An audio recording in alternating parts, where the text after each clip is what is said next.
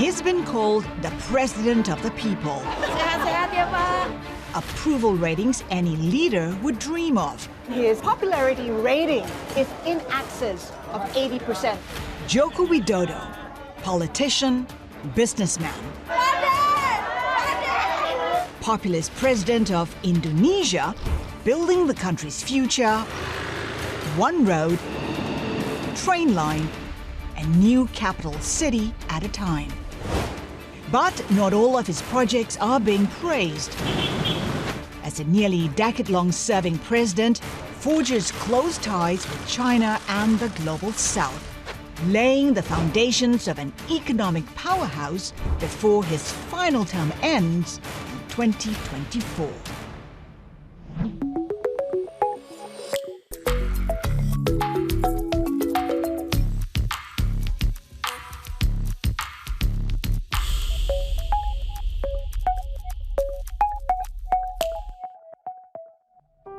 Is this common? Yeah. I first met Joko Widodo, widely known as Jokowi, more than 10 years ago when he was the governor of Jakarta before his first presidential run. And we've met plenty of times since, including after both his election victories and in between. And as his second and final term draws to a close, we meet again. As popular as ever before, he's built more roads and highways than all the other Indonesian presidents combined. One of his key infrastructure projects, the high-speed rail, the first in Southeast Asia, and among the first to ride it, the Chinese premier. Delays and cost overruns have plagued the project, but that hasn't stopped the national pride that is evident when the train reaches its maximum speed. Also taking great pride in the 88-mile project, Jokowi himself. Do you feel proud that you have a bullet train when even the US doesn't have one? Yes, because it's the first in East Asia. It's just one of dozens of aggressive infrastructure projects that the president sees as a way to meet his ambitious growth target. You talked about an economy that will grow at 7%. Right now, the GDP is still far away from 7%, and we're in the final year of your presidency. Why have you failed to get to 7%, yeah? Target itu memang harus diberikan, jangan rendah. Terlalu enak nanti tim kita. Jadi harus diberikan setinggi mungkin sehingga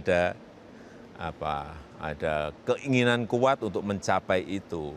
Yang kedua memang situasi global ekonomi yang tidak mendukung. Yang ketiga, kesiapan infrastruktur di dalam negeri dalam rangka kompetisi, dalam rangka menarik investasi, dalam rangka ekspor juga memang belum mendukung. Saya kira memang satu-satu yang harus diselesaikan. So you've laid the foundation, the infrastructure for the country to get to 7%. Iya, karena memang fondasinya baru kita buat. Kita baru membangun 16 airport baru, 18 pelabuhan baru, kemudian jalan tol mungkin sampai saat ini sudah 2040 kilometer, kemudian membangun bendungan dari 61 sekarang baru selesai 36. Saya kira kalau ini semuanya selesai, infrastruktur kita siap, daya saing kita kuat, disitulah pertumbuhan ekonomi kita akan bisa melompat naik. But not all the projects have been beneficial. We have some pointing to the Yogyakarta airport built at a cost of more than $700 million, but only 10% of the capacity is being used. And also the toll road in Aceh, they say it's not being used by cars, but also by animals to cross. I mean, how do you respond to those criticisms that perhaps, all these infrastructure has been built but underutilized? Ya, infrastruktur itu memang tidak bisa bermanfaat langsung sekarang. Itu adalah jangka menengah dan jangka panjang. Kalau infrastruktur kita bangun sekarang, itu hasilnya akan nampak baru nanti mungkin 10 tahun atau 15 tahun yang akan datang. Pilihannya dibangun sekarang atau dibangun nanti. Kalau saya dibangun sekarang. And by choosing to build a high-speed rail now, Jokowi believes it will boost the country's competitiveness in the future, despite the price tag. It came at a high cost here, Pa.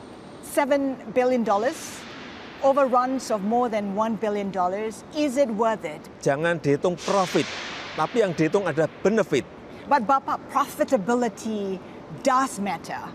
How do you ensure that state-owned companies, that the government are not saddled with debt that cannot be paid back? Ini sebelum berjalan kan semuanya ada studinya, ada kalkulasinya, ada hitungannya, semuanya dihitung. So you're comfortable? Ya dari hitung-hitungan. This is a project funded by the Chinese government under the Belt and Road Initiative. Indonesia is among the top 3 beneficiaries of the BRI. Has the BRI initiative been beneficial for the country? Jadi MRT itu dibangun oleh Jepang dan didanai oleh Jepang. Kereta cepat itu dibangun oleh China dan didanai oleh China. LRT dibangun oleh kita sendiri dan juga gerbongnya juga oleh Indonesia sendiri. Sehingga dan ini semuanya pertama, MRT adalah pengalaman pertama kita juga. LRT juga adalah pengalaman pertama kita juga. Kereta cepat ini adalah juga pengalaman kita yang pertama. Oleh sebab itu, kita dari pengalaman pertama ini nanti bisa mengambil pelajaran. Bagaimana yang paling efisien, mana yang paling baik, dan politik luar negeri kita ini bebas aktif. Apa pelajaran itu ya, Pak? Politik kita ini bebas aktif, tidak berpihak ke siapapun, ke negara manapun, dan Indonesia juga sahabat semuanya. Dengan Amerika baik, dengan Tiongkok baik, dengan Jepang baik, dengan Korea baik. Saya kira kita baik semuanya kok. Being friendly with everyone, not an easy task, as Jokowi races towards his goal of Indonesia becoming the world's 4th largest economy by 2045. Tetapi Indonesia tidak tertutup. Indonesia membuka kerjasama dengan siapapun, dengan perusahaan manapun, dengan negara manapun. Up next, the balancing act, keeping those friendships strong while navigating difficult geopolitics as the US-China relationship frays. When Latitude returns.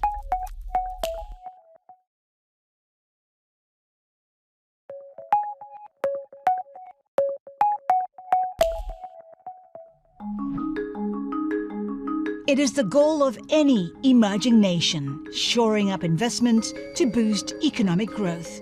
During Joko Widodo's time in office, much of the investment in Indonesia has come from China. According to official data, investments from Beijing surged to over $8 billion annually in 2022 from $800 million in 2014, the year Jokowi took office. Jokowi has also raised Indonesia's international standing, hosting the G20 summit in 2022 and chairing the ASEAN bloc in 2023. But with a higher profile comes greater responsibility on the world stage, a stage that has been clouded by strained US-China relations. Are there economic benefits to be had by balancing the relationship with China and Russia, for instance, instead of turning your back? Ya, kok tetap kepentingan nasional Indonesia adalah nomor 1, baik itu dari sisi ekonomi maupun dari sisi politik. Kita tidak mau rivalitas ini mengganggu stabilitas di kawasan, mengganggu stabilitas ekonomi. Saya kira sekali lagi Indonesia berpihak pada perdamaian. Is the US a trusted partner, or do you think you need to hedge with China? Ya, sekali lagi Indonesia ini terbuka untuk siapa saja. ASEAN juga terbuka untuk siapa saja. Indonesia ingin tumbuh, ASEAN juga ingin tumbuh. Kita ingin kerjasama yang inklusif dan menjaga stabilitas di kawasan, karena tanpa itu kita di ASEAN, di Indonesia, saya kira sulit untuk membangun. There is a sense that emerging economies like Indonesia are now able to exercise more of their muscle given the tensions between the US and China, given organizations like BRICS, given the coming up of the global south. Indonesia memang ingin berhubungan dengan negara manapun, ingin juga bergabung dengan organisasi manapun yang memberikan manfaat yang baik terhadap negara kita, terhadap rakyat kita, dan kami telah juga mengajukan untuk bergabung dengan OECD, yang itu kita melihat sangat bermanfaat bagi kepentingan nasional Indonesia, dan Indonesia memang merupakan salah satu negara yang sejak awal ditawari masuk BRICS. Hubungan Indonesia sekarang dengan negara-negara BRICS juga baik-baik saja, tidak ada kendala. Jadi menurut saya ada yang bertanya kenapa tidak masuk BRICS. Ya, kita tidak ingin terburu-buru. What are the concerns about joining BRICS? Kita masih menunggu waktu yang baik. Bisa tahun depan, bisa mungkin tahun depannya lagi. Belum, semuanya sekali lagi tidak buru-buru, perlu sebuah pertimbangan yang matang. Despite Jokowi's openness to connect with the world, his downstreaming policy is viewed as nationalistic. The policy aimed at stopping exports of all raw commodities is a bid to create jobs and bring in investments. The president has said he hopes this will lead to per capita income reaching $25,000 by 2045. Kita memang tidak mau ekspor bahan mentah, tetapi Indonesia tidak tertutup. Indonesia membuka kerjasama dengan siapapun, dengan perusahaan manapun, dengan negara manapun, untuk bisa bersama-sama membangun industri di Indonesia, bisa join dengan sektor swasta Indonesia, bisa join dengan BUMN Indonesia, tapi juga bisa mendirikan sendiri di Indonesia. Tapi kita ingin nilai tambah ada di Indonesia, kesempatan kerja ada di Indonesia, alih teknologi juga ada di Indonesia. Indonesia is focusing on electric vehicles. You've been trying to court Elon Musk, Tesla, to invest in Indonesia. He has pulled out after great excitement initially. What are the plans now? Indonesia terus melakukan komunikasi dengan Tesla. Kami terus komunikasi dengan Elon Musk. So you're still in negotiations? Iya, masih terus berbicara dengan Elon Musk. Tapi kan juga tidak hanya Tesla saja. Sekarang yang sudah masuk, misalnya Hyundai, ini nanti tahun depan sudah bisa berproduksi mobil listrik yang semuanya berasal dari komponen-komponen dalam negeri Indonesia. Ada juga perusahaan BYD juga ingin masuk. Give us a sense of the kind of investment that BYD will be making in Indonesia in terms of the battery production. How much are we talking about? How big is it? Saya tidak berbicara masalah berapa nilai investasinya, tetapi yang saya senang sudah mulai dan sudah terrealisasi, ada yang sudah nanti tahun depan selesai. Saya kira itu sebuah progres yang baik. Progress that Jokowi hopes his successor will continue. Sehingga jangan sampai setiap pemimpin itu punya visi, ganti orientasi. Setiap ganti pemimpin, ganti visi, ganti orientasi. Sehingga apa? Kita mulai dari awal lagi.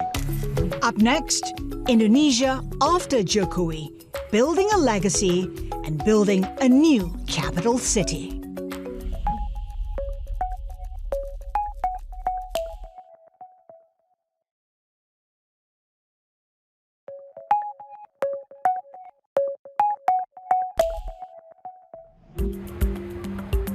Jokowi is in legacy building mode. The centerpiece, moving the country's capital from here in Jakarta, which is sinking at a rate of almost 2 inches a year, to Borneo. It is his most ambitious project yet, and perhaps the most controversial. At a cost of around $34 billion by 2045, Joko Widodo hopes this will be Indonesia's new capital. Nusantara, 800 miles from Jakarta, the new capital has been billed as a smart city and a green one at that. But its realization remains a gargantuan task. The president wants Nusantara to be 80% funded by foreign investors. Pertama, memang ini kita mulai membangun infrastruktur dasar dan gedung untuk pemerintahan terlebih dahulu. Jadi memang anggarannya dari nasional budget kita keluar. Sudah setahun. Bulan ini akan masuk investor dari dalam negeri untuk membangun rumah sakit, membangun university, membangun distribution center, membangun hotel. Saya kira sudah dimulai oleh investor di dalam negeri. Kalau biasanya kalau investor di dalam negeri sudah masuk, yang dari luar negeri ini akan mengikuti. Dan sekarang sudah ada 209 LOI yang sudah ditandatangani, baik itu dari Singapura, dari Malaysia, dari Korea, dari Jepang, dari Uni Emirat Arab, sudah. Ini tinggal tindak lanjut. Letter of intent, LOI, signed, but that's non-binding. I guess the question really is, why isn't there conviction, confidence among foreign investors to put in their money in Nusantara? Mungkin menunggu pemilu Indonesia yang untuk investor asing. Mungkin, tapi menurut saya kalau investor di dalam negeri sudah berani masuk, nanti yang investor asing pasti akan mengikuti. Saya meyakini itu. Jokowi wants the first civil servants to move in by the end of 2024 and hopes to move nearly 2 million people to Nusantara by 2045. The goal, thinning out the overcrowded Jakarta, relieving pressure on resources while still allowing that city to continue to operate as the country's business hub. Ambitious plans for Joko Widodo as he nears the end of his presidency. The question remains if the next president of Indonesia will continue on the same path. It's been 9 years of your presidency. We're on the cusp of a leadership transition. Are you confident that your successor will continue with the plans and the policies that you have adopted? Ya, memang harus dipersiapkan. Harus dipersiapkan agar keberlanjutan itu ada. Kita sudah memiliki yang namanya rencana pembangunan jangka menengah dan jangka panjang.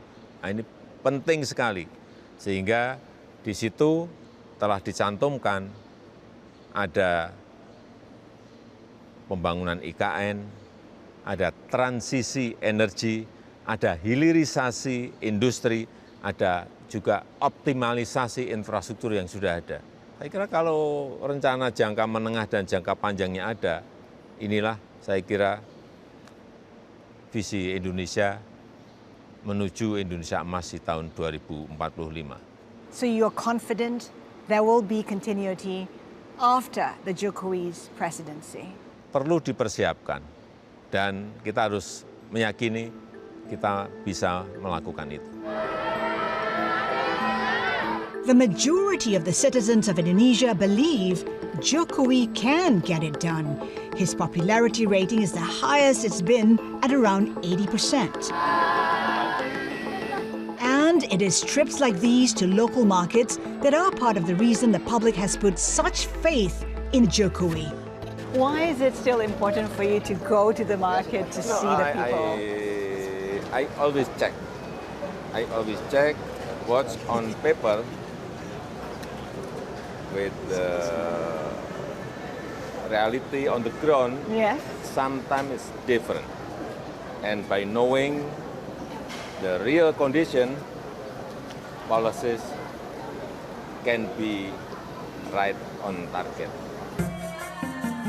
And of course, these visits to the markets are synonymous with the president. In the local term, it's called Blusukan. He wants to go to the ground to get a sense of how the people are coping with life. And that defines his presidency. It has defined his presidency from day one. How does it feel, Pa, to meet the people? How do you feel about meeting the people? Yeah, I'm happy because